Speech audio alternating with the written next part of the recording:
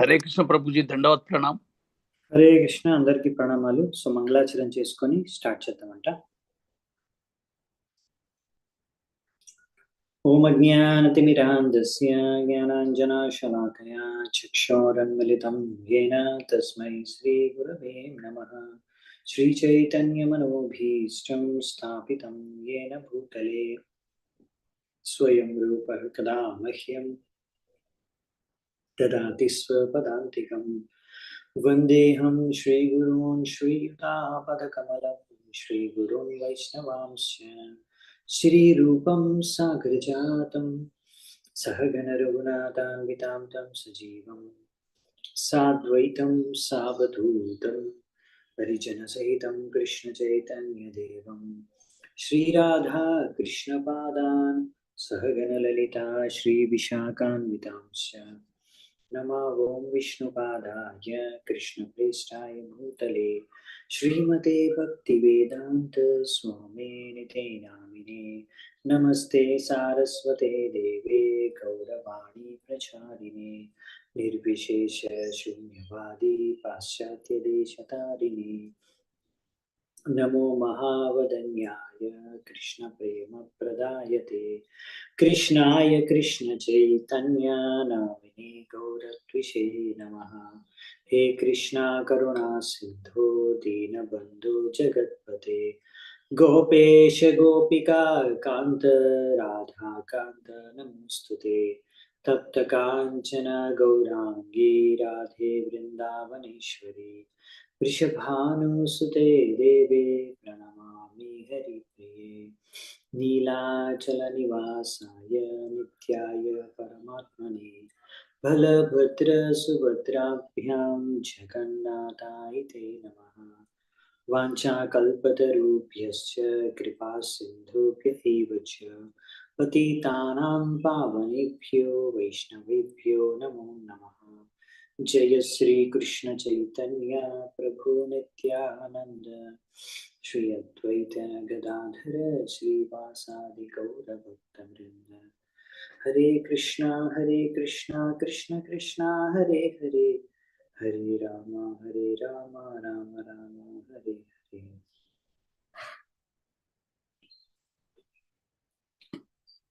Hare Krishna. So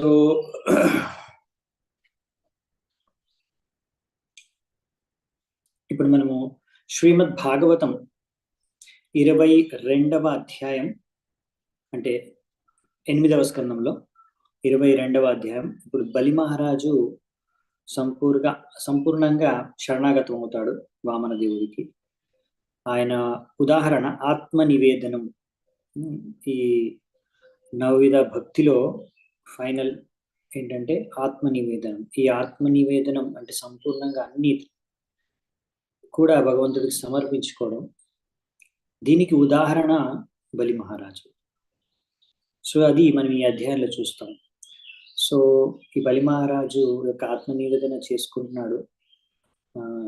ఈ సమయంలో ఆయన చేతన ఎలా ఉంటుంది, ఆయన వాక్యాల్లో మనం ఈరోజు చూద్దామంట. సో మొదటి శ్లోకం నుంచి మొదలు పెట్టున్నాను. శ్రీ శుక ఉవాచ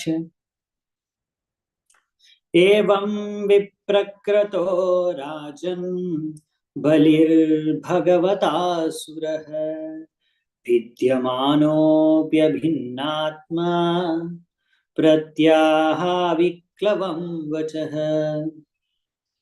శుకదేవ్ గోస్వామి అంటారంటే, హే Rajan, although the supreme personality of Godhead was superficially seen to have acted mischievously, the Shukadeva Goswami Maharaj ఇక్కడ పరీక్షిత్ మహారాజ్ చెప్తున్నారు అనమాట.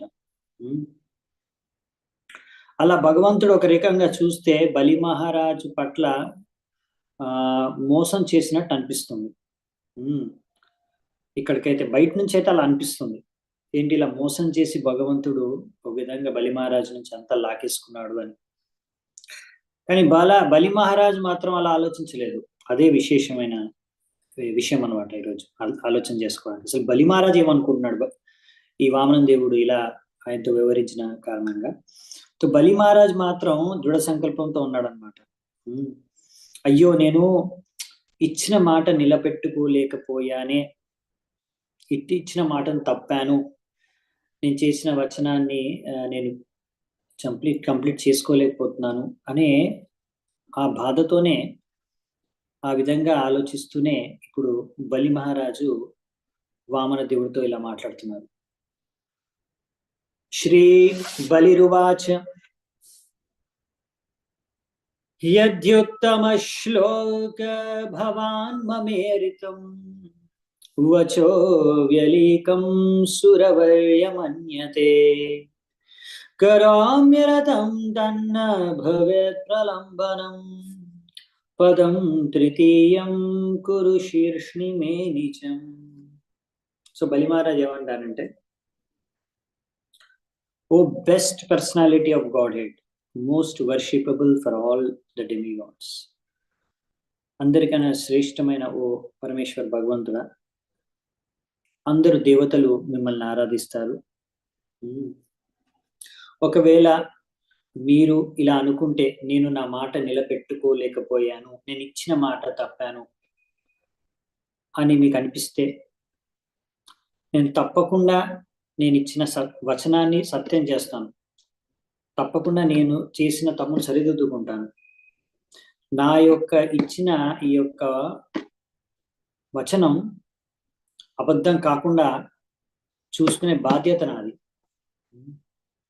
కాబట్టి ఇప్పుడు మీ 3వ పాదం ఎక్కడైతే పెట్టాలనుకుంటున్నారో దానికి నేను నా యొక్క శిరస్సు ఇస్తున్నాను. నా శిరస్సు పైన మీరు మీ యొక్క 3వ పాదం పెట్టొచ్చు. సో ఈ విధంగా ఇక్కడ బలి మహారాజుకు తెలిసి కూడా ఇలా భగవంతుడు ఇలా వామన వేషంలో వచ్చాడు, ముఖ్యంగా దేవతలకు సహాయం చేయడానికి, వాళ్ళ పక్షాన ఇక్కడ వచ్చి ఈ విధంగా మోసం చేసి ఆయన దగ్గర నుంచి అంతా తీసుకుంటున్నాడని. అయినా కానీ బలి మహారాజ్కి ఇలా చేసినా కానీ భగవంతుడి పైన కోపం కానీ ఎటువంటి ఆవేశం కానీ రాలేదన్నమాట. ఈ విధంగా ఎందుకంటే బలి మహారాజుకు ఆనందం కలుగుతుంది.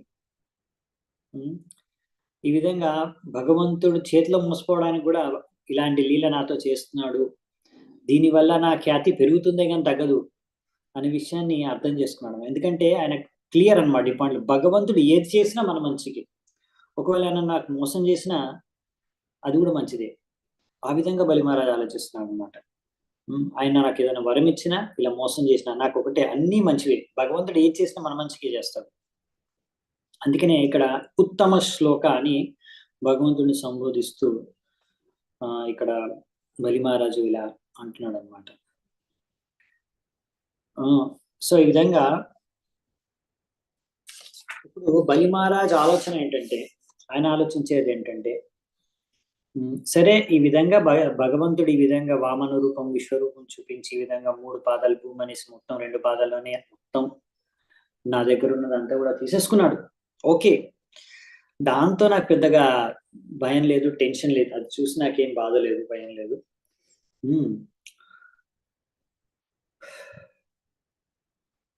కానీ విషయం ఏంటంటే ఇక్కడ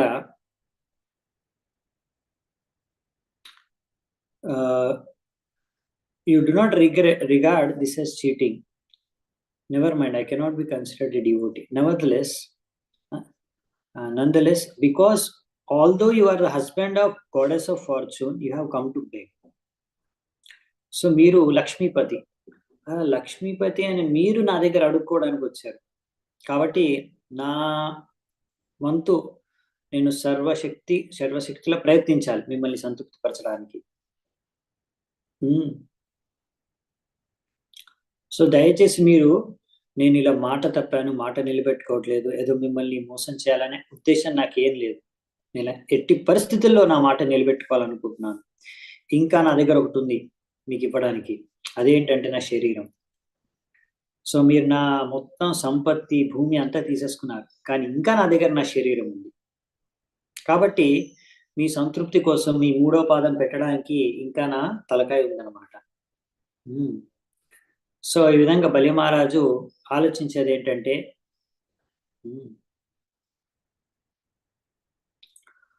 ఎలా బలి మహారాజ్ సరిపోతాడు? ఆయన 2 పాదాల్లో భగవంతుడు ముల్లోకాలు తీసేసుకున్నాడు. అటువంటిది చిన్న తలకాయ కదా, ఇంతే ఉంటుంది బలి మహారాజ్. అది ఎలా సరిపోతుంది 3వ పాదానికి? అంటే బలి మహారాజు ఇప్పుడు చూడండి, ఆయన ఆలోచించేది ఏంటంటే, ఇప్పుడు ఈ సంపద అంతా కూడా నాది. సో దీన్ని పొందిన వాడిని నేను. అంటే ఇప్పుడు అంతా సంపద నాది కదా, అంటే సంపద కన్నా గొప్పవాడిని నేను. ఎవరి దగ్గర అయితే సంపద ఉందో, సంపద గొప్ప, కానీ ఆ ధనం విలువైందే. కానీ ధనం కన్నా విలువైంది ఎవరు? ధనం కన్నా గొప్ప ధనవంతుడు, ఎవరి దగ్గర అయితే ధనం ఉంది. కాబట్టి ఒకవేళ భగవంతుడు నా దగ్గర ఉన్నదంతా తీసుకున్నా కానీ, బలి మహారాజ్ అనుకున్నాడు, నేను నా దగ్గర ఉన్న దానికన్నా అయితే నేను గొప్పవాడిని. కాబట్టి ఇంకా నా తలకాయ కూడా వాల్యుబుల్ అనమాట. కాబట్టి భగవంతుడి యొక్క 3వ పాదం నా తలకాయ సరిపోతుంది అని అలా ఆలోచించాడంట బలి మహారాజ్. భివేమినాహం నిరయాత్పదచ్యుతో నపాశబంధాద్ వ్యసనాద్ దురత్యయాత్ నైవార్తకృచ్ఛ్రాద్ భవతో వినిగ్రహాత్ అసాధువాదాద్ వృషముద్విజేయత. సో బలి మహారాజ్ చెప్పేది ఏంటంటే, నాకు ఎటువంటి భయం లేదు. మీరు నా దగ్గర ఉన్నదంతా తీసేసుకున్నారు కదా, దానికి నాకు భయం లేదు. నరకానికి వెళ్ళి నివసించాలా, దానికి కూడా నేనేం భయపడట్లేదు. ఈ విధంగా వరుణ పాశం చేత నేను బంధింపబడి ఇలా నేను పేదవాడిగా మిగిలిపోయానని, దీనికి కూడా నాకు ఏమీ బాధ లేదు. మీరు నన్ను ఇలా దండిస్తున్నారు, దానికి కూడా నాకేం బాధ లేదు. కానీ నేను భయపడే దేనికి, దేనికి నేను భయపడట్లేదు. నేను భయపడే దేనికి, ఒకటే దానికి, నా యొక్క ఖ్యాతి నశించిపోతుందని. ఏం ఖ్యాతి, అది కూడా కరెక్ట్ అర్థం చేసుకోవాలి. అంటే ఇక్కడ ఇలా ఒక బ్రాహ్మణ బ్రహ్మచారిని మోసం చేశాడు, ఆయనకి ఇచ్చిన మాట నిలబెట్టుకోలేకపోయాడు అనే ఈ యొక్క విషయం అందరికీ వ్యాపిస్తే అది నేను తట్టుకోలేదు. ఈ విధంగా నా ఖ్యాతి నశించిపోతే, ఎందుకంటే బలి మహారాజు ఒక క్షత్రియుడికి అది ఇలా బ్రాహ్మణులకి దానం చేయడం అనేది ఒక క్షత్రియుడి యొక్క లక్షణం. అలా చేస్తే, ఇచ్చిన మాట నిలబెట్టుకుంటే క్షత్రియుడికి అది ఒక అలంకారం అన్నమాట. అది ఖ్యాతిని పెంచుతుంది క్షత్రియుడికి. కానీ ఈ విధంగా నేను ఒక బ్రాహ్మణకి మోసం చేశాను అనే విధంగా చరిత్రలో నా పేరు మిగిలిపోతే అది నాకు చాలా బాధాకరమైన విషయం. దానికి నేను భయపడుతున్నాను. సో ఈ విధంగా ఎలా మరి నేను నా ఖ్యాతిని కాపాడుకోవాలి, నా పేరుని అని ఈ విధంగా ఇక్కడ ఆయన తలకాయని ఆఫర్ చేస్తున్నాడు అనమాట. సో ఈ విధంగా అసలు వైష్ణవుడు ఏంటంటే దేనికి భయపడడు. నారాయణ పరాసర్వే కుతశ్చన బిభ్యతి. ఈ విధంగా వైష్ణవుడు ఎవ్వరికి కూడా భయపడడు. 4వ శ్లోకం. పుంసాం శ్లాఘ్యతమం మన్యే దండం అర్హత్తమార్పితం యం న మాతా పితా భ్రాతా సుహృదశ్చాదిశంతి.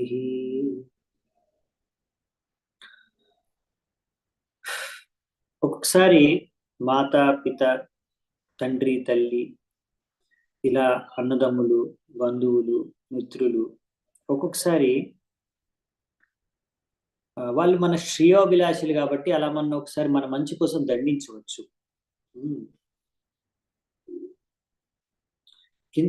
కానీ ఈ విధంగా ఎవరు దండించరు వారి యొక్క అనుగతంలో ఉన్న వారిని.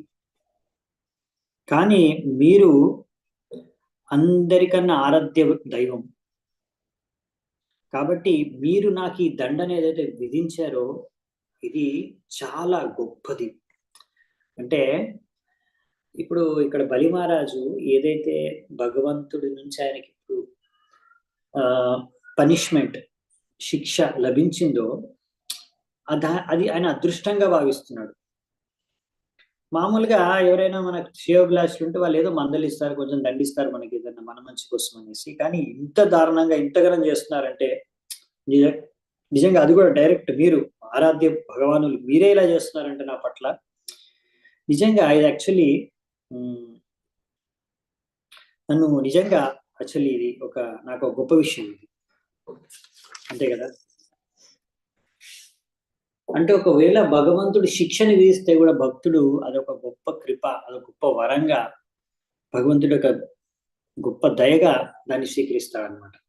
సో ఇక్కడ బలి మహారాజ్ యొక్క చేతన అంటే అద్భుతం అనమాట. అంటే ఏం చేసినా కానీ భగవంతుడు దాన్ని పాజిటివ్ గానే తీసుకుంటున్నాడు. ఇలా తీసుకోగలిగితే భక్తిలో చాలా స్పీడ్ గా ముందుకెళ్ళిపోవచ్చు అనమాట. ఏం జరిగినా కానీ జీవితంలో అయినా కానీ మనం భక్తిలో దీన్ని ఏం జరిగినా అది పాజిటివ్ గా తీసుకోగలిగితే చాలా గ్రేట్ అనమాట. అందుకే ఇలా ఎవరైతే అన్ని సహిస్తారో దాన్ని సహించడం అంటే ఏదో గుణుక్కుంటూ బాధపడుకుంటూ ఏం చేస్తానికి ఏం చేయలేదు, ఏం చేయలేము కాబట్టి సహించాలి, ఏం చేయలేం కాబట్టి నోరు మూసుకొని కూర్చోవాలి అంతే. ఏం చేయలేం కాబట్టి భరించాలి. ఇలా ఈ విధంగా సహించడం కాదు. సహించడం అంటే సహనశీలత అంటే ఇక్కడ టాలరేట్ చేయడం అంటే ఇదంతా కూడా నా యొక్క కర్మానుసారంగా నేను దీన్ని పొందుతున్నాను. ఇంతకన్నా కూడా నాకు అసలు నేను చేసిన పాపాలకి నేను చేసిన కర్మలకి ఇంతకన్నా కూడా దారుణమైన శిక్ష నాకు లభించవలసింది. కానీ భగవంతుడు దయచేసి నాకు మాత్రం కొంత మాత్రమే ఇస్తున్నాడు, దండన విధిస్తున్నాడు. అది భగవంతుడి యొక్క దయ. ఈ విధంగా ఆలోచిస్తూ వ్యక్తి భగవంతుడిని పొగుడుతూ భగవంతుడి సేవలో ఎలా ముందు నుంచి సేవ చేస్తున్నాడో అలాగే సేవ చేసుకుంటూ వెళ్ళిపోతే అలాంటి వ్యక్తికి తప్పకుండా ముక్తి అనేది లభిస్తుంది అనమాట. అది ఆయనకు జన్మ హక్కు అయిపోతుంది. అది బ్రహ్మదేవుడు ఇలా ప్రార్థించాడు భాగవతంలో 10వ స్కందంలో వస్తున్నది.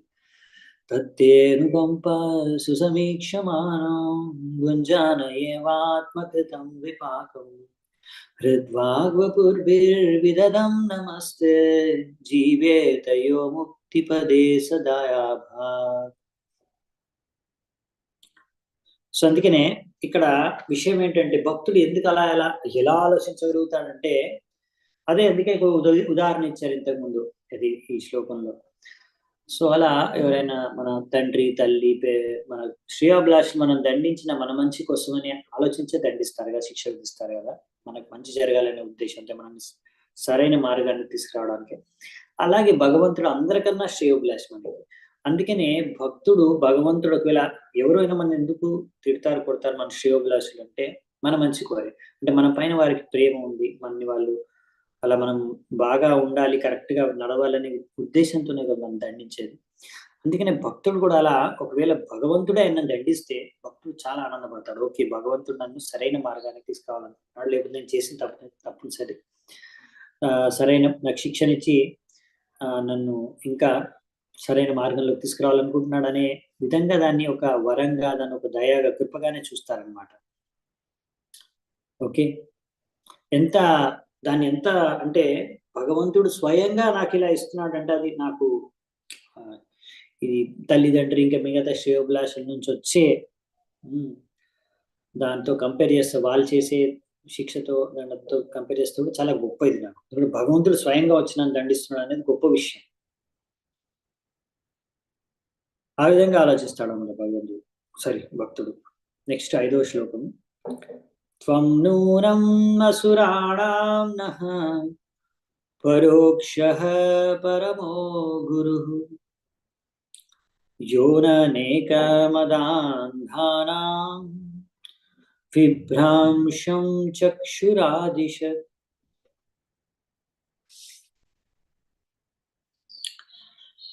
మీరు ఇంకా భగవంతుడిని పొగుడుతున్నాడు ఏంటంటే మీరు మా అసురులకి అసలైన అందరికన్నా గొప్ప శ్రేయోభిలాషి, మీరు అలా మా శత్రువుగా వ్యవహరిస్తున్నారు, కానీ అసలైతే ఇదంతా మీరు మాకు మంచి చేయాలనే ఉద్దేశంతోనే. ఎందుకంటే మాలాంటి అసురులు అహంకారంతో నిండుకొని ఈ విధంగా ఏదో అహంకారంతో నిండుకున్న పదవుల్ని ఆశించాలనుకుంటారు. పెద్ద పెద్ద పదవులు కావాలని. కాకపోతే మీరు అరే ఇది తప్పు మీరు చేసేది అని దండించి మా కళ్ళు తెరిపించి సరైన మార్గాన్ని మాకు చూపిస్తారు. సో ఈ విధంగా ఇప్పుడు ఇది చాలా ఇలా ఆలోచించడం అనేది అసలు చాలా డిఫికల్ట్. అలా భగవంతుడిని బలిమహారాజు అంటున్నారు, మీరు దేవతల కన్నా కూడా ఒక విధంగా చెప్పాలంటే మాకే మంచి మిత్రులు. ఎందుకు అంటే ఈ భౌతిక ప్రపంచంలో ఒక వ్యక్తి ఎంత భౌతిక సంపద, ధనము, భూమి ఇవన్నీ లభిస్తాయో అంతగా ఆ వ్యక్తి ఆధ్యాత్మిక జీవితం పట్ల అంధుడైపోతాడు. సో ఇక్కడ దేవతలకి ఏంది, నాకు స్వర్గం కావాలి, స్వర్గం కావాలి, సంపద కావాలి. ఓకే, సో ఈ విధంగా దానికోసం వాళ్ళు అది భగవంతుడి దగ్గరకు వెళ్తున్నారు. ఇలాంటి వాటి కోసం అసురులు వెళ్ళరు భగవంతుడి దగ్గరికి, విష్ణు దగ్గరికి. ఈ విధంగా ఈ విషయంలో అలా ధనము, ఆస్తి, స్వర్గము ఈ విషయంలో ఇవన్నీ కూడా భగవంతుడు అవి తీసుకొని దేవతలకే ఇవ్వాలనుకుంటున్నారు, దేవతలకి ఇస్తున్నారు. ఈ విధంగా వాళ్ళు దేవతలకి ఇచ్చేసి భగవంతుడు ఇక్కడ అది దానవులకి, అసురులకి ఎలా మేలు చేస్తున్నాడు అంటే, ఇప్పుడు అక్కడ అహంకారంతో నేను స్వర్గాధిపతిని అనే అహంకారం లేకుండా అసురులకు చేస్తున్నాడు. అలాంటి అహంకారంతోనే ఈ భౌతిక ప్రపంచంలో ఉండిపోవాల్సి వస్తుంది. అందుకే ఒక విధంగా దేవతలు స్వర్గం లభించిన దేవతలకి వాళ్ళు ఇక్కడే ఉంటారు భౌతిక ప్రపంచంలో. ఈ విధంగా అహంకారంతో వాళ్ళు జీవిస్తుండొచ్చు. సో అందుకనే ఈ విధంగా వీళ్ళు ఇప్పుడు వాళ్ళ ముఖ్యంగా అసురులు ఏంటంటే, వాళ్ళకు ఒకవేళ అలాంటి పదవి వచ్చేస్తే, స్వర్గం వంటి పదవి, స్వర్గంలో రాజు వంటి పదవి వచ్చేస్తే వాళ్ళు ఇంకా అహంకారంతో నిండిపోయి వాళ్ళు ఇంకా ఈ భౌతిక ప్రపంచంలో ఉండిపోతారు. కాబట్టి అలాంటి అహంకారాన్ని ఇక్కడ అలాంటి దాన్ని భగవంతుడు వీళ్ళలో రానివ్వకుండా వీళ్ళకు ఒక మేలు చేస్తున్నాడు అనేసి ఇక్కడ బలిమహారాజు ఆ ఉద్దేశం చెప్తున్నాడు అనమాట. ఇంకా చెప్తారన్నమాట, ఇంకా క్లియర్ గా నెక్స్ట్ శ్లోకాల్లో కూడా 6-7 శ్లోకాలు చూద్దాం. యస్మిన్ వైరానుబంధేన వ్యూఢేన విబుధేతరాః బహవో లేభిరే సిద్ధిం యాంతు హైకాంతయోగినః తేనాహం నిగృహీతోస్మి భవతా భూరి కర్మణా బద్ధస్య వారుణై పాశైర్ నాతి వ్రీడేన చప్యతే.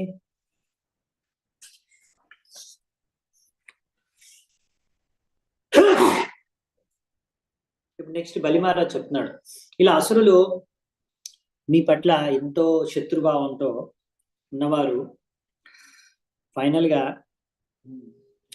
పెద్ద పెద్ద యోగులు పొందే ఫలాన్ని పొందుతున్నారు. ఎందుకంటే ఈ విధంగా మీరు ఈ చేసే లీలల ద్వారా ఎన్నో కార్యాలు చేస్తున్నారు. తద్వారా మీరు ఎన్నో విధాలుగా నన్ను దండించినా నాకు ఏమాత్రం దాని ద్వారా నాకు సిగ్గుపడట్లేదు. దాన్ని నాకు భగవంతుడు నన్ను దండించాడేంటి అని బాధపడడం కానీ సిగ్గుపడడం కానీ నాకేం లేదు. ఇలా మీరు వర్ణపాశంతో నన్ను బంధించినందుకు కూడా నేను బాధపడట్లేదు. ఎందుకంటే ఇక్కడ చెప్పేది ఏంటంటే, ఇలా ఎవరైనా అసురులు ఇప్పుడు భగవంతుడి చేతిలో ఎవరైతే చనిపోతారో ఫైనల్ గా మాక్సిమం ఏంటి, భగవంతుడు చంపేస్తారు అనుకో, అసురుల్ని చంపేస్తారు. సో వాళ్ళందరికీ ఏమవుతుంది, మహా యోగులు పొందేది ఏంటి, ముక్తి. అవునా, యోగుల యొక్క ముఖ్యమైన అష్టాంగ యోగం చేసి ఈ విధంగా ధ్యాన యోగం చేసి ఫైనల్ గా వాళ్ళు ఇలా బ్రహ్మజ్యోతిలో విలీనమైపోవాలనుకుంటారు. ఈ భౌతిక ప్రపంచం జగత్తు నుంచి ముక్తి లభించాలనుకుంటారు, ముక్తి పొందాలి. అది వాళ్ళకి భగవంతుడి చేతిలో మరణించి కూడా అసురులకు కూడా అదే లభిస్తుంది ముక్తి. మనం ఎన్నోసార్లు చూసుకున్నాం కదా అలాంటి ఉదాహరణలు. సో అందుకనే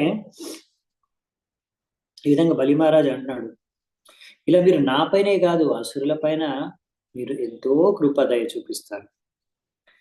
మీరు ఇది మీరు దయామయులు. అంటే ఇప్పుడు బలి మహారాజు ఏమంటాడు, నేనంటే సరే మీకు శరణాగతుడిని అయిపోయాను, మీ భక్తుడిని అయిపోయాను, కానీ మీరు అసురుల పట్ల నీవు ఎవరైతే వాళ్ళు మీకు శరణాగతం కారో, మీ భక్తులు కాదో వారి పట్ల కూడా మీరు ఎంతో దయ చూపిస్తారు.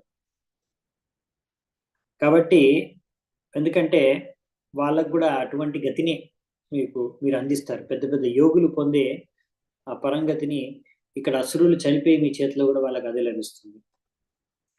సో బలి మహారాజ్ ఏంటంటే అలా మీరు అసురులు ఎవరైతే మీ భక్తులు కాదో వాళ్ళకు కూడా మీరు మేలే చేస్తారు. అటువంటిది భగవంతుడు ఇలా నాతో చేస్తున్నాడంటే తప్పకుండా ఏదో ఉద్దేశం ఉండే ఉంటుంది భగవంతుడికి. ఇంకా భగవంతుడి సదుద్దేశం ఉంటుంది ఎప్పుడు కూడా, ఎందుకైనా ఆయన మన శివవిలాసి కాబట్టి భగవంతుడు ఏం చేసినా మనతో పాటు, ఎలా చేసినా కానీ అది దానికి మనం ఎటువంటి బాధ, సిగ్గు ఇలాంటివి ఏం పడాల్సిన అవసరం లేదు. ఎంత ఆక్వర్డ్ పొజిషన్. భగవంతుడి యొక్క ఈ యొక్క కార్యం ప్రకారం ఎటువంటి పరిస్థితిలో మనము పడేసిన భగవంతుడిని మనం ఆనందంగా ఉండొచ్చు అని బలి మహారాజు అంటున్నాడు. నెక్స్ట్ 8వ శ్లోకం. పితామహో మే భవదీయ సమ్మతః ప్రహ్లాదావిష్కృత సాధువాదః భవద్ విపక్షేన విచిత్ర వైశసం సంప్రాపితస్త్వం పరమస్వపిత్ర. ఏమంటారంటే నా యొక్క తాతయ్య ఆయన ప్రహ్లాద్ మహారాజు ఎంతో ఖ్యాతి సంపాదించాడు. మీ యొక్క అందరు భక్తుల ద్వారా గుర్తింపబడ్డాడు. ఆయన యొక్క తండ్రి అయిన హిరణ్యకశిపుడు ఆయనకి ఎన్ని రకాలుగా బాధలు పెట్టినా కానీ ఆయన ఎంతో శ్రద్ధతో నమ్మకంతో మీ యొక్క పాద పద్మాలని ఆశ్రయించాడు. సో ఈ విధంగా ఆయన తాతయ్య అయిన ప్రహ్లాదుడి యొక్క ఉదాహరణ ఇక్కడ చెప్తున్నాడు అన్నమాట బలి మహారాజు. ఎలా ప్రహ్లాద్ మహారాజు కూడా ఎన్నో కష్టాలు అనుభవించిన ఆయన ఎప్పుడు కూడా ఆయన భగవంతుడిని నిందించలేదు. ఆ విధంగా ఇక్కడ ప్రహ్లాద్ మహారాజు తన సొంత తండ్రి ఎన్నో రకాలుగా బాధలు పెట్టాడు. అయినా కానీ ఆయన ఎప్పుడు కూడా మీ పైన ఉన్న ధ్యానాన్ని ఎప్పుడు కూడా ఆయన వదులుకోలేదు. అంటే మీ పైనే ఆయన శ్రద్ధతో మిమ్మల్ని భక్తి చేసుకున్నాడు. సో ఆ విధంగా ఇప్పుడు ఆయన చెప్తాడు అనమాట, అంటే నేను అలా మా తాతయ్య నుంచి నాకు ప్రేరణ లభించింది. ఒక విధంగా మా తాతయ్య ఎలా చేశాడు ప్రహ్లాదుడు, అలాగే నేను కూడా మీ పట్ల భక్తి నాది కూడా అలాగే. మీరు ఏం చేసినా కానీ నేను డీవియేట్ అవ్వను. నా యొక్క భక్తి అనేది నశించిపోదు, మీ పట్ల ఉన్న శ్రద్ధ అనేది తగ్గిపోదు అన్న విధంగా ఇక్కడ ఇండికేట్ చేస్తూ చెప్తున్నారు అనమాట. ఎందుకు ఇంత ఇంపార్టెన్స్ ఇస్తున్నారు బలి మహారాజుల భగవంతుడి శరణాగతం పట్ల? తన దగ్గర ఉన్న ధనము, సంపత్తి దీనికి పెద్దగా విలువనివ్వట్లేదు బలి మహారాజు. ఎందుకు? నెక్స్ట్ శ్లోకం 9వ శ్లోకం. కిమాత్మానేన జహాతి యోంతాతః కిం రిక్తహారై స్వజనాఖ్యదస్యుభిః కిం జాయయా సంశ్రుతి హేతుభూతయా మర్త్యస్య గేహై కిం ఇహాయుషో వ్యయః. సో అనువాదం ఏంటంటే, ఈ యొక్క భౌతిక దేహం ఒక విలువ ఏంటి? ఎప్పుడైతే మనము జీవితం నశించిపోతుందో, మన జీవితం అయిపోతుందో, జీవితకాలం ఈ శరీరం మనం వదిలేస్తుంది. ఇంకా అలాగే మన కుటుంబ సభ్యులు వాళ్ళందరూ కూడా మన ధనాన్ని తీసేసుకుంటారు. ఏదైతే భగవంతుడి యొక్క that is useful for service of the lord in spiritual ఆపరెన్స్, ఏదైతే భగవంతుడి యొక్క సేవకు వినియోగించుకోగలము. సో అలాగే ఒక భార్య యొక్క అవసరం ఏంటి? ఆమె ఇంకా మన భౌతిక యొక్క కష్టాలను పెంచేస్తుంది. ఈ విధంగా ఒక పరివారము, ఒక ఇల్లు, ఒక దేశము, ఈ యొక్క సమాజము, ఇవన్నీ ఉండి ప్రయోజనం ఏంటి? వీటి పట్ల ఆసక్తులమైపోయి మన యొక్క విలువైన శక్తిని, సమయాన్ని కోల్పోతున్నాం. సో ఇక్కడ భగవంతుడు కృష్ణుడు అన్నాడు, అందుకని మనకి భగవద్గీతలో సర్వధర్మాన్ పరిత్యజ్య మామేకం శరణం వ్రజ. ఈ విధంగా మీరు అన్ని ధర్మాలని త్యాగం చేసి సర్వధర్మాన్ పరిత్యజ్య మీరు నాకు సంపూర్ణంగా శరణాగతులు అయిపోండి అంటున్నారు. సో ఒక విధంగా చెప్పాలంటే ఒక సామాన్యమైన వ్యక్తి దీన్ని అంతగా సమ్మతించడం అనమాట. సమర్థించడు. అదేంటి భగవంతుడు ఇలా అంటున్నాడు? ఎందుకంటే ఇలా అన్ని త్యాగం చేసేసి సమాజము, ఇల్లు, ఇంకా పరివారము, అంటే బంధువులు అందరినీ త్యాగం చేసేసి భగవంతుడికి శరణాగతం అవడం అనేది దాన్ని సమర్థించడు ఒక సాధారణమైన వ్యక్తి. ఇలా ఎందుకు మరి అన్ని త్యాగం చేసి భగవంతుడికి శరణాగతం అయిపోవాలి? ఇలా ప్రహ్లాద్ మహారాజు, బలి మహారాజు వంటి గొప్ప గొప్ప రాజులను చూసుకొని మనం నేర్చుకోవచ్చు అసలైన తెలివైన వ్యక్తి ఎలా నడుచుకోవాలని. ప్రహ్లాద్ మహారాజు ఇక్కడ సంపూర్ణంగా భగవంతుడి యొక్క శరణాగతం అవడం అంటే ఏంటి, అసలు అన్ని కూడా భగవంతుడికి అర్పించుకోవడం అంటే ఏంటి అనేది మనం ఇలా ప్రహ్లాద్ మహారాజు, ఇక్కడ విశేషంగా బలి మహారాజుని చూసి నేర్చుకోవాలి. అది చాలా ఇంపార్టెంట్ అర్థం చేసుకోవడం. ఇక్కడ చాలా మంది మిస్ చేస్తారు. సో ఇక్కడ అందుకే క్లియర్ గా చెప్తున్నారు అనమాట. సో ఇలా ప్రహ్లాద్ మహారాజు కూడా తన తండ్రికి కోరికకు విరుద్ధంగా భగవంతుడికి శరణాగతం అయిపోయాడు. అలాగే ఇప్పుడు బలి మహారాజు కూడా వామన దేవుడికి తన గురువుకి విరుద్ధంగా వెళ్ళి భగవంతుడికి శరణాగతం అయిపోయాడు. సో ఈ విధంగా ప్రహ్లాద్ మహారాజు ఇంకా బలి మహారాజు చూసి ఆశ్చర్యపోవచ్చు జనాలు. ఈ విధంగా ఏంటి, తన పరివారం వాళ్ళని వదిలేసి ఇలా భగవంతుడికి శరణాగతం అయిపోతున్నారు ఏంటి అని. సో అందుకనే ఇక్కడ చెప్పేది ఏంటంటే బలి మహారాజు, మనం అనుకునే ఈ శరీరం కానీ ఇవన్నీ కూడా అసలు ఇది మన కావన్నమాట. అందుకే మనం వీటిని మృత్యు, శ్రమలు ఇవన్నీ వదిలేయాల్సింది. మనము even though we want to keep the body fit and helpful for hour activities, body cannot continue. మనం ఎంత బాగా చూసుకున్నా ఈ శరీరాన్ని అంటే ఫిట్, చాలా మంది ఇవాళ రేపు ఫిట్నెస్, శరీరం ఫిట్గా ఉండాలని దానికోసం జిమ్కి వెళ్తారు, లేకపోతే డైటింగ్ చేస్తూ ఉంటారు, యోగా చేస్తూ ఉంటారు, ఆసనాలు వేస్తూ ఉంటారు, ప్రాణాయామం చేస్తూ ఉంటారు, రకరకాల ప్రయత్నాలు చేస్తూ ఉంటారు, జాగింగ్ వెళ్తూ ఉంటారు, వాకింగ్కి వెళ్తూ ఉంటారు, ఇలా ఎన్నో ప్రయత్నాలు చేస్తూ ఉంటారు లైఫ్ స్టైల్లో. అంటే బాగా ఫిట్గా ఉండాలి, ఫిట్గా మెయింటైన్, అప్పుడైతే బాగా ఎన్నో కార్యాలు చేయొచ్చు. నేను కరెక్టే, ఎంత ఫిట్గా ఉండాలని ట్రై చేసినా, ఎన్ని కార్యాలు చేసినా అది శాశ్వతంగా మీరు ఈ శరీరంలో అయితే ఉండలేరు. ఒకరోజు ఈ శరీరాన్ని అయితే వదిలేయాల్సిందే. ఎందుకంటే మనం ఆత్మలం కనుక, ఆత్మ అనేది శాశ్వతం, కానీ శరీరం అనేది సమయంతో నశించిపోయింది. ఇంకా ఆత్మ ఈ శరీరాన్ని వదిలేసి ఇంకో శరీరాన్ని తీసుకోవాల్సిందే మృత్యు తర్వాత. ఇదే ప్రకృతి యొక్క నియమం, రైట్? కాబట్టి ఒకవేళ మనకి శరీరం ఉంది, మనం త్యాగం చేయడం అంటే ఏంటి? మరి శరీరం వదిలేయాలి ఇప్పుడు? మరి కాదు. ఇక్కడ చెప్పేది ఏంటంటే త్యాగం చేయడం అంటే ఏంటంటే, ఇప్పుడు ఇది ఒకవేళ మనం భగవంతుడి భక్తి కోసం వినియోగించుకోకపోతే, భగవంతుడికి భక్తి చేసుకోవడానికి వినియోగించకపోతే, అప్పుడు దీనికి ఇంకా ప్రయోజనం లేదంటే ఇది వేస్ట్. మనకు ఉండి కూడా శరీరం వేస్ట్. అలాగే అంటే విషయం ఏంటంటే, ఇక్కడ త్యాగం చేయడం అంటే ఏంటంటే మన శరీరాన్ని ఇంకా వేరే దానికి ఉపయోగించకుండా ఓన్లీ భగవంతుడి సేవకి వినియోగించుకోవడం.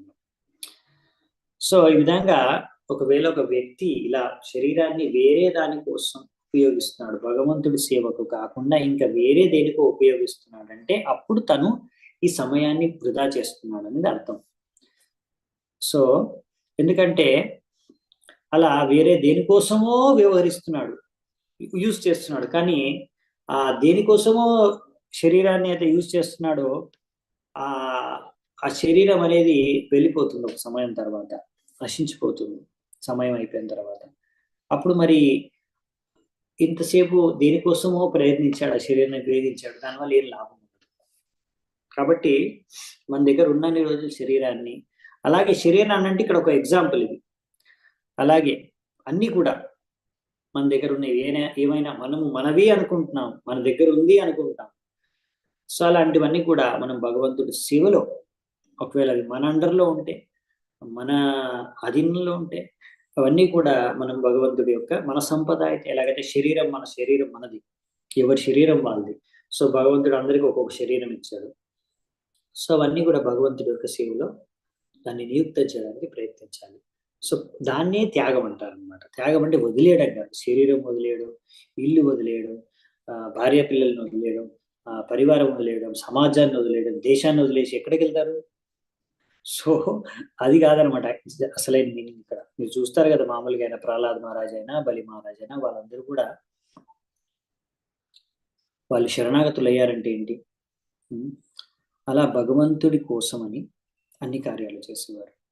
ప్రహ్లాద్ మహారాజు కానీ, బలి మహారాజు కానీ, యుధిష్ఠిర్ మహారాజు కానీ, పరీక్షిత్ మహారాజు కానీ, అందరూ కూడా వాళ్ళు చేసే కార్యాలు, వాళ్ళు మహారాజ్ అంటే ముఖ్యంగా ఇప్పుడు చూడండి, మహారాజ్ అంటే క్షత్రియులు అన్నాక వీళ్ళందరూ పరిపాలిస్తున్నారు, రాజ్యాన్ని పరిపాలిస్తున్నారు. ఎంతో మంది ప్రజలు చెప్పాలంటే వాళ్ళ యొక్క పరిపాలన మీద ఆధారపడి ఉన్నారు. సో వాళ్ళ అండర్లో ఉన్న వాళ్ళందరినీ కూడా, అంబరీష్ మహారాజ్ ముఖ్యంగా, ఈ విధంగా వీళ్ళందరూ కూడా ఇప్పుడు వాళ్ళ అండర్లో ఉన్న వాళ్ళు ఎవరైతే ఉన్నారో వాళ్ళ శరీరాన్ని ఎలాగో భగవంతుడి సేవలో వాళ్ళు వినియోగిస్తారు.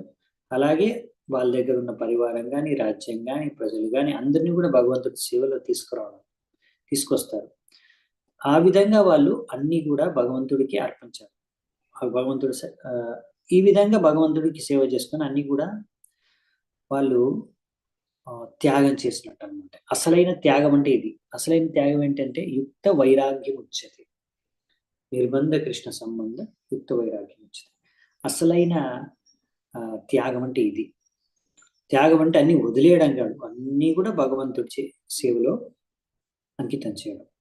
ఉన్నదంతా మన దగ్గర ఏదైతే మనం అనుకుంటున్నామో ఇది మనది అని అనుకుంటున్నామో అది మనం భగవంతుడి సేవకు అంకితం చేస్తాం. సో అలా మనం ప్రహ్లాద్ మహారాజు, ఇలాంటి యుధిష్ఠిర్ మహారాజు, వీళ్ళందరూ కూడా మహారాజులాగా మొత్తం పృథ్వీని శాసించారు, పరిపాలించారు ఎన్నో సంవత్సరాలు. సో అయినా కానీ అవన్నీ కూడా వాళ్ళు చేస్తూనే, అదే డిఫరెన్స్ అనమాట ఒక భక్తుడికి అభక్తుడు అంటే ఏంటంటే, వారు ఇక్కడ మనం చూస్తున్నట్టు చెప్పారు కదా, వాళ్ళు ఎక్కువ మటుకు ఈ వాళ్ళు సమాజం కోసం బతుకుతారనమాట. ఈ సమాజం బాగుపడాలి అంటే భౌతికంగా. అసలైతే భక్తులు కూడా సమాజము అందరూ బాగుపడాలని బతికేది. అది అసలైన వాళ్ళు ఎప్పుడు బాగుపడతారంటే ఎప్పుడైతే భక్తి చేసుకుంటారు. అది భక్తులు అర్థం చేసుకుంటారు కాబట్టి అందరినీ భక్తి మార్గంలోకి తీసుకురావడానికి ప్రయత్నిస్తారు, ప్రచారం చేస్తారు. అదే అన్నిటికన్నా మేలు సమాజానికి చేసేది, వేరే మేలు ఏం లేదు. సో ఇప్పుడు చాలా మందికి ఏంటంటే సమాజంలో అక్కడ ఉన్న బంధువులు, మిత్రులు, చాలా ప్రాబ్లం ఎక్కడ అవుతుందంటే, ఇక్కడ చెప్పేది ఏంటంటే, చాలా మంది అయ్యో నేను ఇప్పుడు నా బంధువుల దానికి వెళ్ళాలి, అక్కడ బంధువులకి తో ఉండాలి, వెళ్ళాలి, కాబట్టి నేను భక్తి చేసుకోలేను. ఇప్పుడు నేను భక్తి చేసుకుంటే బంధువులు నన్ను వదిలేస్తారు, నన్ను పట్టించుకోరు, లేకపోతే నాకు సహాయం చేయరు రేపు, అలా ఆలోచించుకొని భక్తిని వదిలేసి బంధువులతో పాటే ఉంటారన్నమాట. అంటే ఏంటంటే బంధువుల పైన నమ్మకం ఎక్కువ భగవంతుడి కన్నా కూడా. అలా లేకపోతే పరివారం పైన కానీ, అలా లేకపోతే మిత్రుల పైన కానీ, సమాజం పైన కానీ, వారేంటంటే ఇప్పుడు అలా వాళ్ళు సపరేట్గా చూస్తారు రెండింటిని. భక్తి ఒకవైపు, అటు ఇవన్నీ ఒకవైపు. కాబట్టి ఓహో భక్తి చేసుకోవాలంటే ఇవన్నీ వదిలేయాలా, అమ్మో అయితే నేను వదిలేయను, నేను భక్తి అవసరం లేదు, నాకు ఇవన్నీ కావాలని వెళ్ళిపోతారు అనమాట. అంటే ఏంటంటే ఇక్కడ వీళ్ళు వారి యొక్క ఆశ్రయాన్ని గ్రహిస్తున్నారు అనమాట. తద్వారా కొంతమంది అలా డబ్బు యొక్క ఆశ్రయాన్ని గ్రహిస్తారు, కొంతమంది అలా సమాజం యొక్క ఆశ్రయాన్ని, పరివారం యొక్క ఆశ్రయాన్ని, ఇవన్నీ. సో ఈ విధంగా వాళ్ళు వారి పట్ల ఎంతో ఆప్యాయతతో, అనురాగంతో, ఆసక్తితో జీవిస్తారన్నమాట. అలా భార్య పట్ల, సో ఈ విధంగా సమాజం పట్ల కానీ, బంధువుల పట్ల కానీ, పరివారం పట్ల కానీ, సో కానీ ఇక్కడ ఏంటంటే విషయం ఏంటంటే ఇలా జీవించే విధానం ఏంటంటే భౌతిక బంధనానికి గురి చేస్తుంది. అందుకే ఇక్కడ చెప్పారనమాట. ఇలా ప్రతి ఒక్కరు కూడా అంటే బయట అభక్తుల గురించి చెప్తున్నారు. ఈ విధంగా వారు వారి యొక్క స్త్రీ అంటే వారి యొక్క భార్యకు ఆసక్తులై ఉంటారు. కానీ స్త్రీ అంటే ఏంటంటే ఇంకా ఇంకా భౌతిక బంధనాన్ని పెంచేదన్నమాట. సో ఈ విధంగా ఒకవేళ స్త్రీ లేకుండా జీవిస్తే అప్పుడు భౌతికంగా పరిస్థితులు అవన్నీ కూడా తగ్గిపోతాయి. సో ఒకవేళ ఒకతను ఇలా వివాహం చేసుకున్న తర్వాత ఆయన యొక్క భౌతిక అవసరాలన్నీ పెరిగిపోతాయి. అందుకనే భౌతిక అవసరాలు తగ్గించుకోవడానికి ఇక్కడ చెప్తున్నారు అనమాట. పుంస స్త్రియా మిథుని భావమేతం తయోర్మితో హృదయ గ్రంథి మాహు అతో గృహ క్షేత్ర సుతాప్త విత్తై జనస్య మోహోయం అహం మమేతి. సో సమస్య ఎక్కడ అవుతుందంటే ఇక్కడ అన్నమాట. వీళ్ళందరూ నా వాళ్ళు, నాది ఇదంతా సంపద కానీ ఇది, సో ఇవన్నీ ఈ విధంగా నా భార్య, నా పిల్లలు, నా ఇల్లు, నా సమాజం అని దాంతో ఈ యొక్క లింక్ ఏంటంటే అది ఈ శరీరంతో సంబంధించిన సంబంధం. ఆ విధంగా అన్ని చూస్తూ వ్యక్తి ఆ విధంగా ఆసక్తుడైపోతాడు. ఆసక్తుడైపోయి ముఖ్యంగా ఇలా స్త్రీ పురుషుడు యొక్క ఆకర్షణ కారణంగా ఈ భౌతిక సమాజంలో అన్ని ఒకటి పెరుగుకుంటూ వెళ్ళి దాని ద్వారా వ్యక్తి అలా భార్య, తర్వాత పిల్లలు, తర్వాత ఇల్లు, తర్వాత సమాజం, ఇలా ఒకటి పెరుగుకుంటూ వెళ్ళి అన్ని నావి నావి అనుకుంటూ ఉంటాడు. కానీ ఇది కరెక్ట్ కాదనమాట. అందుకనే ఒక వ్యక్తి ఇలా భౌతికంగా అన్నిటిని కూడా పెంచుకుంటూ పోకుండా ఇవన్నీ కూడా one's life time, once home and everything one has it not proper. అందుకే మన దగ్గర ఉన్నది ఏదైనా సరే, ఇల్లు అయినా సరే, మన దగ్గర పరివారం అయినా సరే, ఏదైనా సరే అన్ని కూడా మనము భగవంతుడి యొక్క సేవకు ఒకవేళ వినియోగించుకోలేకపోతే ఇవన్నీ కూడా మనకి ఇంకా రకరకాల భౌతిక కష్టాలు తీసుకొస్తాయన్నమాట. ఆధ్యాత్మిక, ఆది భౌతిక, ఆది దైవిక క్లేశాల్ని మనకు తీసుకొస్తాయన్నమాట. దానికి కారణం అవుతాయి ఇవన్నీ కూడా ఒకవేళ భగవంతుడి సేవలో వీటన్నిటిని కూడా మనము ఉపయోగించకపోతే. సో ఈ విషయాన్ని బోధించే ఎటువంటి ఇన్స్టిట్యూషన్, స్కూల్, కాలేజ్ ఎక్కడ లేదు. మీకు స్కూల్లో, కాలేజీలో ఎక్కడ నేర్పిస్తారా? ఎలా మీరు మీ దగ్గర ఉన్నది, మీ పరివారంలో ఉన్న వాళ్ళు, మీ అధీనంలో ఉన్నవన్నీ కూడా భగవంతుడి సేవలో ఎలా వినియోగించాలనే విషయాన్ని గురించి ఎవరైనా బోధిస్తున్నారా?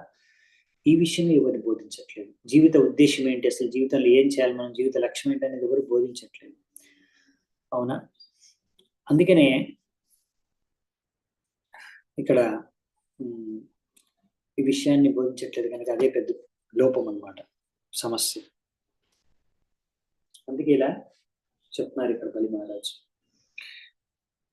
10వ నంబర్ శ్లోకము. ఇత్తం సనిశ్చిత్య పితామహో మహాన్ అగాధ బోధో భవతః పాద పద్మం ధ్రువం ప్రపేదే యగుతో భయం జనాత్ భీతస్వపక్ష క్షిపణస్య సత్తమా. ఆయన చెప్తున్నాడు, నా యొక్క తాతయ్య అందరిలో ఎంతో శ్రేష్టమైన వ్యక్తి. ఆయన ఎంతో అనంతమైన జ్ఞానాన్ని సంపాదించాడు. అందరూ ఆయన ఆరాధించేవారు.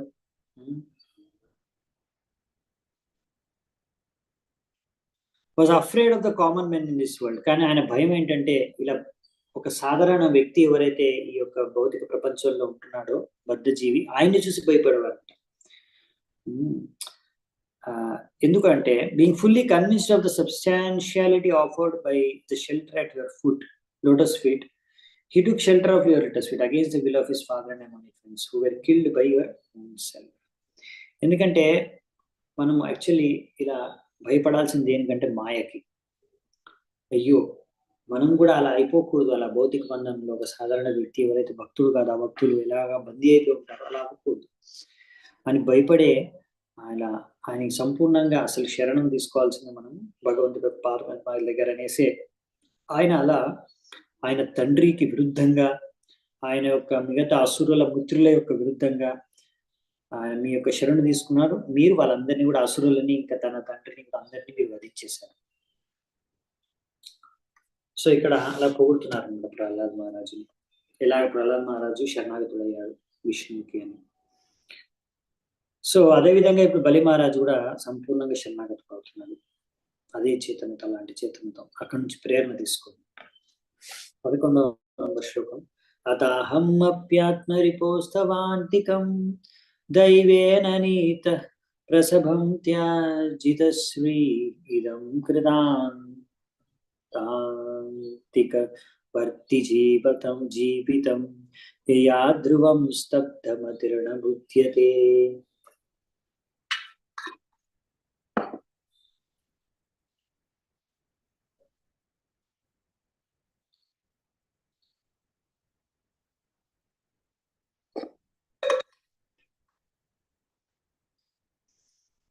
ఏం చెప్తున్నారు అంటే అనువాదం,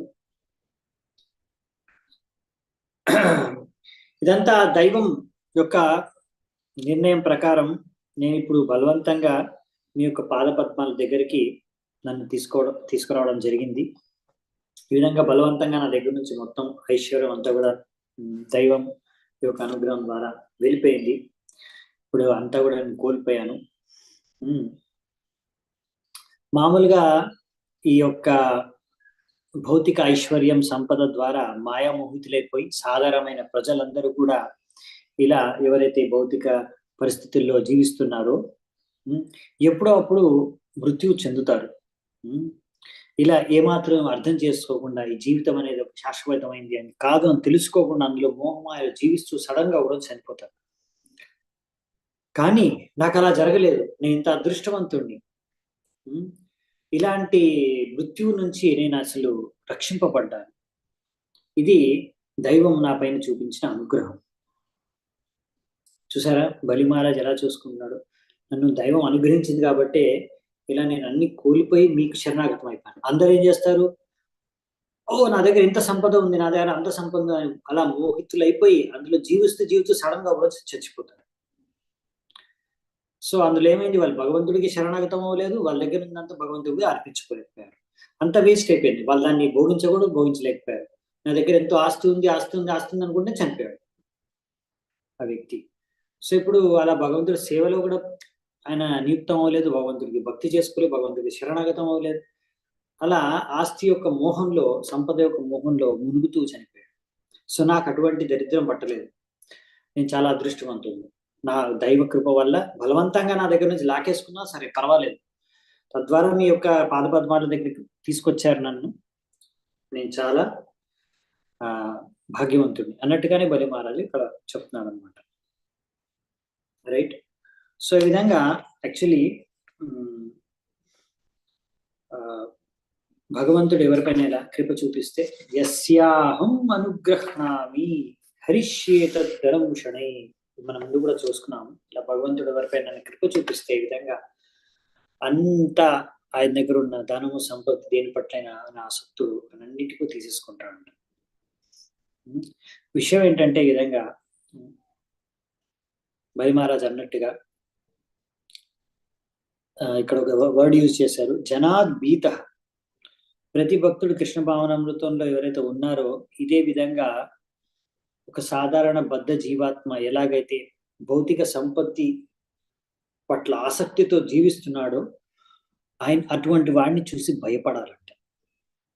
నువ్వు ఎవరికి భయపడాలి? మాయకి భయపడాలి. అంటే భయం అంటే ఎటువంటి భయం? ఓహో, నేను కూడా అలా మాయామోహితుడినై జీవించకూడదు అనే విషయాన్ని గ్రహించాను. అది మెయిన్ పాయింట్ ఇక్కడ. సో అది నేను గ్రహించగలిగాను, నాకు అవకాశం లభించింది. కానీ చాలా మంది ఇలాంటి అవకాశం లభించదు. సో వాళ్ళని చూసి నేను భయపడుతున్నాను, అలా ఎప్పుడు కాకూడదు, ఆ భయంతో నేను ఇక్కడ ఉంటున్నాను. సో అందుకనే ఇక్కడ చెప్తున్నారనమాట.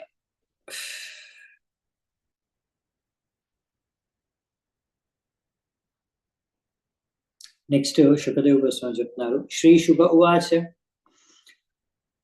తస్యేత్తం భాషమానస్య ప్రహ్లాదో భగవత్ప్రియః ఆజగామా కురుశ్రేష్ఠ రాకాపతిర్ ఇవోత్థిత. ఓ కురుశ్రేష్ఠ అయిన పరీక్షిత్ మహారాజా, ఈ విధంగా బలి మహారాజు నేను ఎంత భాగ్యవంతుణ్ణి, నాకెంత సౌభాగ్యం అని ఎంతో ఆనందంతో ఇలా వ్యక్తం చేస్తున్నాడు. ఎందుకంటే ఆయన భక్తుడు కనుక బలి మహారాజు. అలాగే ఆ సమయంలో ఇలా బలి మహారాజు ఇలాంటి వాక్యాలు చేస్తున్నాడు. అలాంటి సమయంలో భగవంతుడి యొక్క ప్రియ భక్తుడైన ప్రహ్లాద మహారాజుడు ఎలాగైతే రాత్రిపూట చంద్రుడు ఉదయించినట్టు అక్కడ ఉదయించాడంట, అక్కడ ప్రత్యక్షమయ్యాడు అనమాట. అంటే ప్రహ్లాద మహారాజు కూడా వచ్చేసాడు అక్కడికి. ఇలాంటి ప్రార్థనలు అంటే ఇలాంటి వాక్యాలు చేస్తున్నప్పుడు బలి మహారాజు ప్రహ్లాద్ మహారాజు అక్కడికి వచ్చేసాడు. ప్రహ్లాద్ మహారాజు ఆ పాయింట్ ఆ ప్లేస్ కి. తమింద్రసేన స్వపితామహం శ్రియాం విరాజమానం నలినాయతే క్షణం ప్రంశుం పిశంగాం భరమంజనత్విషం ప్రలంబ బాహుం సుభగర్షభం ఐక్షిత.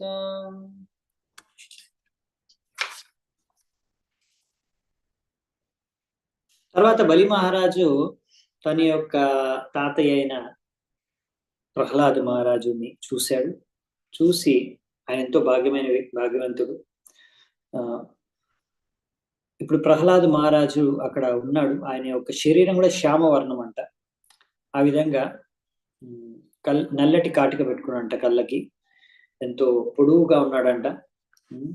పీత వస్త్రాలు ధరించి, పొడుగు చేతులు, ఇంకెంతో అందమైన కళ్ళు పద్మ పువ్వు యొక్క రెక్కల్లా ఉన్నాయంట. చూడ్డానికి ఎంతో మనోహరంగా అందరికీ ఆనందాన్ని ప్రసాదించే విధంగా కనిపిస్తున్నాడు ప్రహ్లాదుడు. తస్మై బలిర్వారుణపాశయంత్రితః సమర్హణం నోపజహార పూర్వవత్ ననామమూర్ధ్నాశ్రువిలోలలోచనా సవ్రీడన్నీచీన ముఖో బభూవః.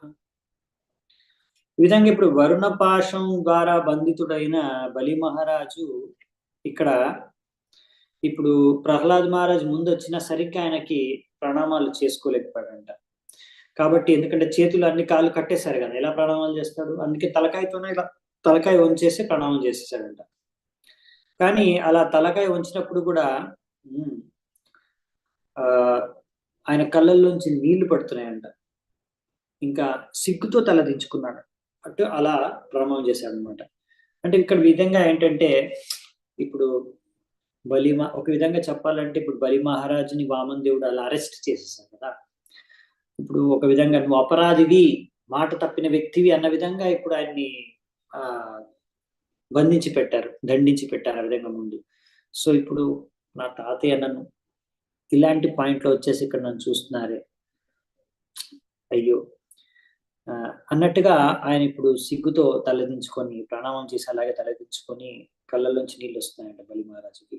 ఎందుకంటే తప్పకుండా ప్రహ్లాదుడు నా తాతయ్య చూసి ఏం గర్వపడ్డాడు నా పైన, ఎందుకంటే ఇలా ఇచ్చిన మాటను తప్పానని మాట పడి ఇప్పుడు నేను ఇలా నన్ను బందీ చేసేసారు భగవంతుడు, ఇలాంటి పరిస్థితుల్లో నన్ను చూడాల్సి వచ్చిందే మా తాతయ్య అని బాధపడుతున్నాడంట బలి మహారాజు. సతత్ర హాసీనముదీక్ష్య సత్పతిం హరిం సునందాద్యనుగేరుపాసితం ఉపేత్య భూమౌ శిరసా మహామనా ననామమూర్ధ్నా పులకాశ్రు విప్లవ. ఇలా ఎప్పుడైతే ప్రహ్లాద మహారాజు చూశాడో భగవంతుడు స్వయంగా అక్కడ కూర్చొని ఉన్నాడు. ఆయనతో పాటు సునంద ఇంకా మిగతా ఆయన పార్షదులందరూ కూడా ఆయన పక్కనే ఉన్నారు. అది చూసి ఆనందంతో ఆనంద బాష్పాలు వచ్చేసాయంట ప్రహ్లాదుడికి. ఈ విధంగా భగవంతుడి దగ్గరకు వచ్చేసి ఆయన వెంటనే అక్కడ భూమి మీద పడి భగవంతుడి పాదపద్మాల మీద పడి ఆయన అక్కడ ఆ విధంగా భగవంతుడికి ప్రణామాలు అర్పించాడంట ప్రహ్లాదుడు. ఇప్పుడు ప్రహ్లాదుడు ఏమంటాడు చూద్దాం.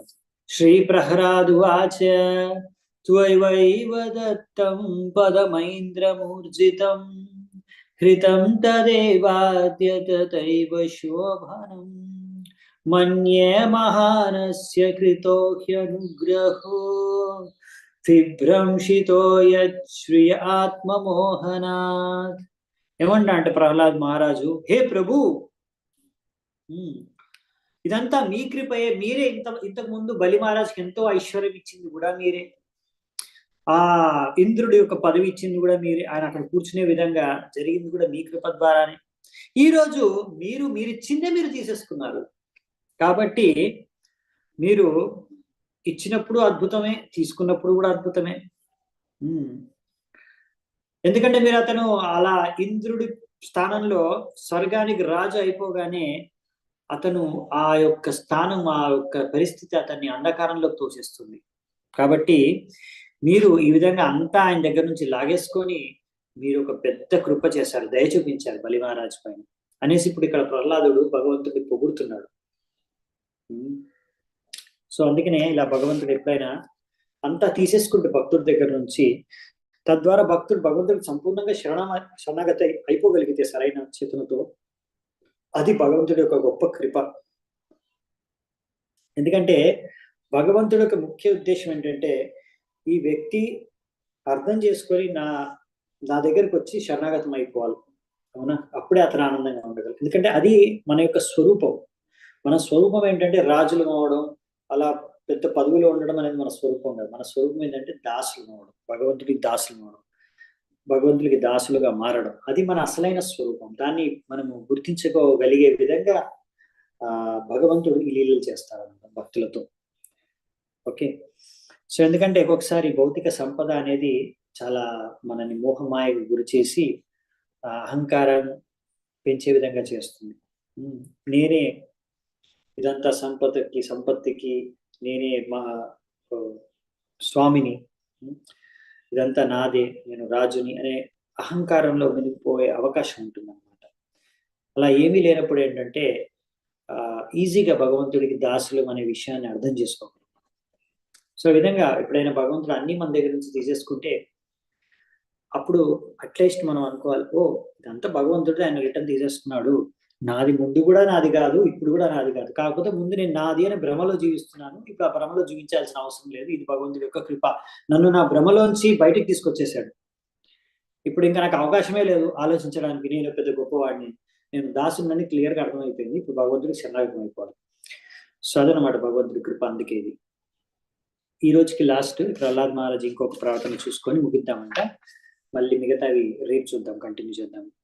యయా హి విద్వాన్ అభిముఖ్యతే యతస్ తత్కోవిచష్టే గతిమాత్మనో యతా తస్మై నమస్తే జగదీశ్వరాయ వై నారాయణాఖిల శ్లోక సాక్షినే.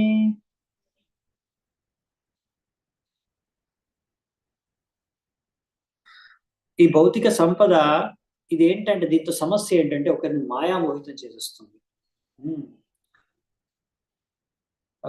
ఎంత తెలివైన గొప్ప బుద్ధిమంతుడైన ఇంద్రియాలపైన నిగ్రహం ఉన్న, ఆత్మ నిగ్రహం ఉన్న వ్యక్తి పైన కూడా ఈ ప్రభావితం చూపిస్తుంది. ఇలాంటి భౌతిక సంపద, పదవి ఇవన్నీ ఒక వ్యక్తిని తన యొక్క జీవిత లక్ష్యాన్ని మర్చిపోయే విధంగా చేస్తాయి. ఆత్మ సాక్షాత్కారమే జీవిత లక్ష్యం అనే విషయాన్ని మర్చిపోతాడు వ్యక్తి.